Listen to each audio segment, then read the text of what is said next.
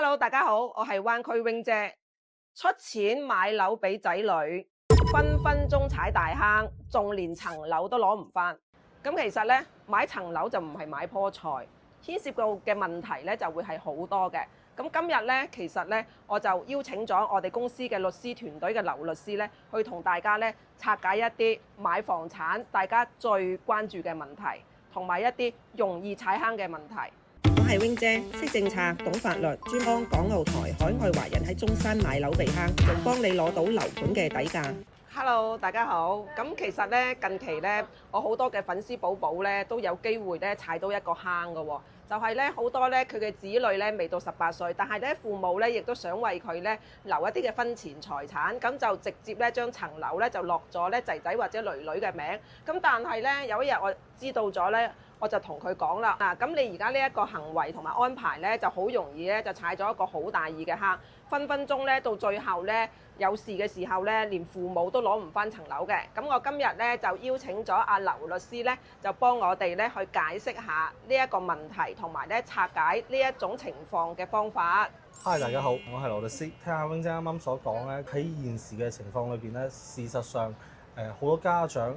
如果按照阿 wing 姐所講嘅情況咧，係法律風險係比較高嘅。事實上，如果父母幫仔女買屋嘅時候咧，如果單單淨係落子女個名，喺呢個時候好容易咧，日後如果個仔女出現咩事咩情況嘅話咧，咁可能咧呢間屋咧就好難會攞得返，而且家長咧亦都唔會攞到呢間屋嘅完整嘅產權。喺呢個時候風險相對嚟講咧係非常之高。咁接落嚟咧，就等阿 wing 姐介紹一下案例。嗱，其實係咁樣嘅。咁咧，我個客人咧，佢就話：我嗰個咧係仔仔嚟嘅，但係咧，我又擔心咧，佢第日咧娶咗個老婆之後咧，啲唔係婚前財產咧，就如果一離婚咧，就會分咗去。咁所以我咪幫佢留一個婚前財產，喺佢結婚之前咧就買層樓俾佢咯。咁咧呢種情況咧，其實我亦都好理解啲父母嘅。咁但係唔好忽略咗一樣嘢喎。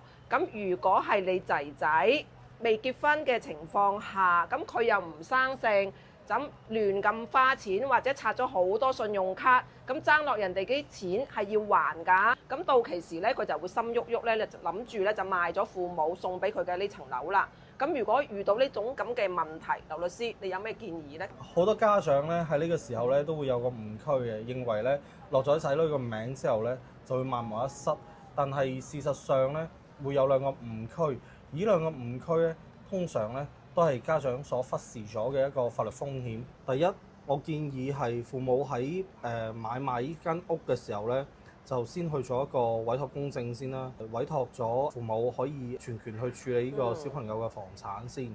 萬一個小朋友真係唔聽話，我建議，因為最好嘅解決方法係賣樓嘅嗰一刻，就係父母同子女簽訂一個借款合同，而呢個借款合同咧，仲要需要做一個完整嘅公證，咁會比較好。好啦。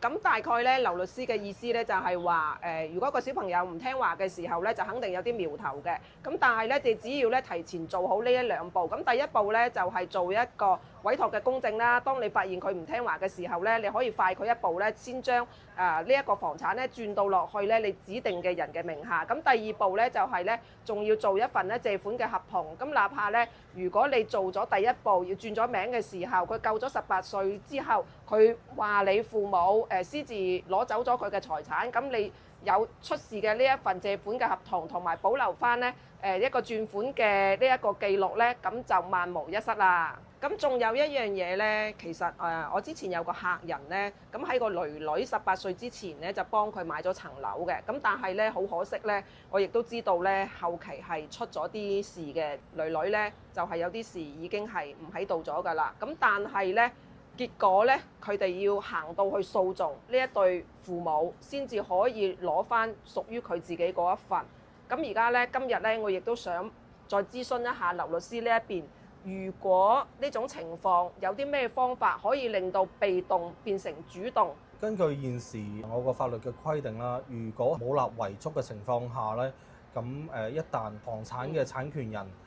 已故嘅時候咧，就應該按照法定繼承去繼承。咁喺呢個時候，父母嘅呢套房產咧，好可能咧就唔係完整咁俾翻父母嘅。係。咁如果父母想完整咁攞到呢套房產嘅產權嘅話咧，咁只有兩種方法。第一種方法咧就係有爭議性嘅，就係要去到法院去訴訟㗎啦。咁呢個如果去到涉及訴訟嘅話咧，相對嚟講程序上啦，同埋即係爭議性啦，都已經好大。咁另外一種方法咧，就係喺嗰個產權人離世之前啦，咁就先去公證處或者係自行訂立一份遺囑，相對嚟講咧就會方法就係啦，保護翻係啦比較好咯，咁就係嘅。咁其實咧，我亦都好理解呢一個父母，咁女女離咗世啦，而佢唔係話咧想呢個財產咧就自己攞翻嚟，而佢其實咧就係為咗咧保護佢自己嘅孫，就希望咧先將呢一個財產咧由外公外婆呢一邊咧先保管，咁想等到咧佢嘅外孫咧18歲生日之後咧再交翻俾佢嘅。咁呢一點咧其實亦都係好理解咯。咁如果你正處於呢種情況，其實咧而家仲有補救嘅方法嘅。咁假如你更詳細想諮詢一下點樣去處理呢，亦都可以喺評論區同我傾下㗎。咦，劉律師啊，咁其實呢，我啱啱聽你講咗咁多呢，咁可唔可以幫我哋總結下就係，即係例如而家如果父母已經行出咗呢一步㗎啦，幫小朋友已經係買咗樓俾佢嘅，咁有一啲呢就係18歲之前嘅，咁有啲呢係18歲之後嘅。咁如果係18歲之前嘅呢，咁其實要做啲咩準備啊？而家18歲之前咧，最好我嘅建議咧就係先簽訂好一份借款合同，然之後咧就等到18歲之後再去簽訂一份公證嘅遺囑，相對嚟講咧就更加好咁保護到父母對呢個房產嘅一個掌控。咁如果唔係嘅話咧，一旦呢個子女離世咗之後咧，好可能咧佢就要進入一個法定繼承嘅裏邊，然之後咧。呢套屋咧就會俾佢嘅配偶啦，甚至乎係子女啦，甚至乎係外人咧去分到佢呢套屋嘅一個產權㗎啦。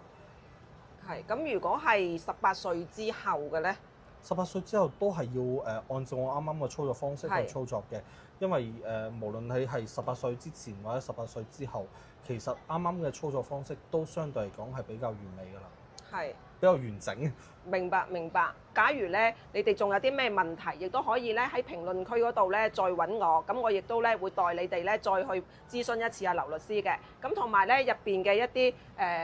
文件嘅範本啦，同埋具體應該係再點樣去操作啦，去邊啲部門啦。咁如果再想了解深啲嘅，評論區可以再揾我，我隨時覆你哋㗎。評論區打666。Wing 姐馬上覆你，大家喺香港過嚟揾 Wing 姐就記得坐某東嘅直通車過到嚟盛景站，就喺盛景酒店對面，咁 Wing 姐就喺呢度返工等你啦。